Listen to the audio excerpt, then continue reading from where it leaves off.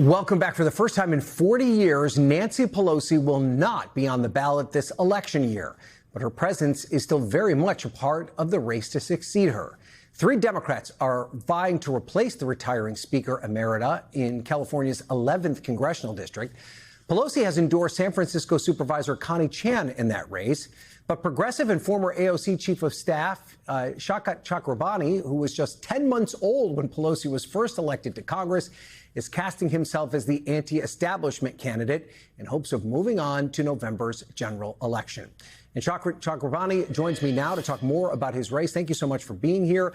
You are certainly running as an outsider in this race to succeed Nancy Pelosi. She was, of course, the face of the Democratic Party for a generation, who has endorsed your opponent. But do you think you can still win tomorrow's primary by criticizing her? Well, I'm not criticizing Nancy Pelosi, but I do talk about my policy differences with Nancy Pelosi.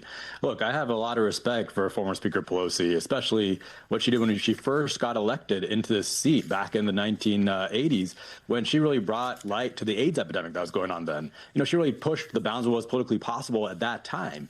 But that's what I think we need a Democratic Party to do today. I mean, people are getting crushed by the cost of living crisis. People are sick of the corruption they see in Washington. And I am running to change the Democratic Party to make sure we root out that corruption, to make sure we can actually fight Trump, but also to have a real vision for how to use democracy to make people's lives better. And I believe we're in a huge change moment right now where that's possible. There are dozens of candidates running all over the country talking about the same kind of platform. And I'm reaching out to them to try to organize a team of us who are going to go to D.C. and actually change the system.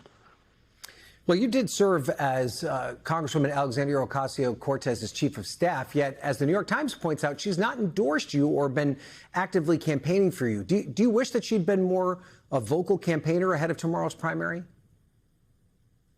You know, of course, I'd love to have Representative Ocasio-Cortez's endorsement, but she was part of a group of candidates that I was supporting back in 2018 when I started Justice Democrats. And back then, we started Justice Democrats to recruit working class candidates who would take no corporate money to challenge not just Republicans, but to also primary some corporate Democrats. And so AOC was one of those candidates, but so was Rashida Tlaib, Ilhan Omar, Ayanna Pressley, the squad, you know, and we got them elected. And I am proud to have the endorsements from Representative Tlaib and Representative Omar. But look, this campaign has never been about endorsements. I started this race back in February of last year as a primary challenge to Nancy Pelosi. So our theory of change was always direct voter contact. And that's why we've built the largest field campaign in San Francisco history and congressional race history, as far as I can tell. We've knocked about 500,000 doors in the city. We've talked to hundreds of thousands of people. I've done virtual town halls almost every weekday, about 250 of them since I started this campaign. And what we've learned through that is that when people actually hear our message that we need real change, that we actually need to change the Democratic Party so we can actually pass things like Medicare for all, you know, do things like banning congressional stock trading, that's resonating with people. And that's why I believe going to tomorrow, we are going to have a really strong showing and get past this all the way to November. You mentioned your co-founding of Justice Democrats. You also worked on Bernie Sanders' 2016 campaign, which was very much directed and steered toward the working class. But you're also worth more than $150 million, according to multiple reports. How do you square that with that message that you have with voters who are struggling to make ends meet that might be concerns you can't relate to their issues?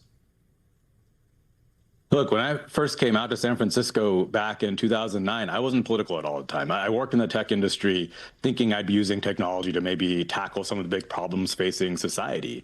But it was living in San Francisco, seeing my neighbors getting displaced every single day, that drove me into progressive politics. But yeah, at the same time, I ended up joining a startup as an early engineer. And then just because I was in the right place at the right time, I ended up making a lot of money.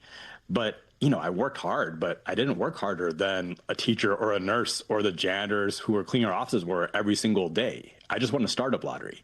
And at the same time, I was watching those teachers and janitors and nurses getting kicked out. And that whole experience really showed me just how broken our economy is, especially for someone like me, because, you know, I don't come from money. I grew up middle class, going to public schools, and my parents grew up in poverty. My dad was a refugee during partition in India, and he came to his country with literally $8 in his pocket and was able to achieve the American dream. And so that's why I quit tech. And I've spent the last 10 years of my life trying to unrig this rigged economy, trying to pass taxes on the ultra rich, including myself, trying to actually build a society that works for working people. Because I fundamentally believe that if we can't bring that American dream back, we can't make it again so that you can come to this country with $8 in your pockets and actually afford a life on a middle income, then we are going to keep seeing authoritarians come to power. You have to use democracy to make people's lives better, or people are going to keep voting for the strong man. And you talk about changing the system. Do you think that includes leadership in Washington? Would you support Hakeem Jeffries to continue leading the House Democrats, especially if Democrats win back the majority? No, I don't believe Hakeem Jeffries has been a good leader, and I've said that I would not support him. And if you look at candidates running around the country right now, there's about 100 people running for Congress who, off the record, will tell you that they don't support Hakeem Jeffries. And I believe that's an organizing opportunity. I really think we need leadership in the party who will refuse corporate money, who will refuse money from the Israel lobby, and who will have a real vision for how to fight Trump in this moment. I mean, we've seen over and over again a Democratic Party that keeps caving when they have these points of leverage. And so that's what I'm going in there to do in 2026. I think there's a chance for a team of us to go in there and actually force Democrats to fight when we have things like these debt ceiling fights, these government budget fights, claw back the money that we've given to ICE, which now has the same budget as the military of Canada, actually restore the ACA cuts, the Medicaid subsidies, the food SNAP benefits.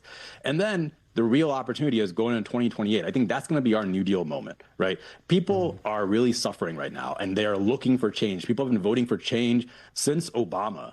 And the question in front of us right now is, what is the kind of change the Democrats are going to offer? Are we going to try to just go back to a pre-Trump status quo that wasn't working?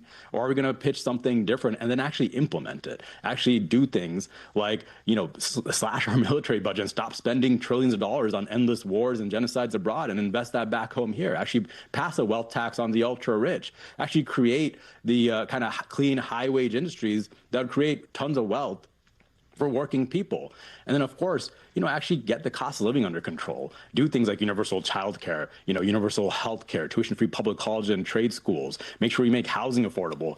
We have to actually do this stuff if we want a hope of winning our country back. Okay, Saikat Chakrabarti, we're going to have to leave it there. Thank you and good luck. We'll be watching your race very closely. We thank you for watching, and remember, stay updated on breaking news and top stories on the NBC News app or watch live on our YouTube channel.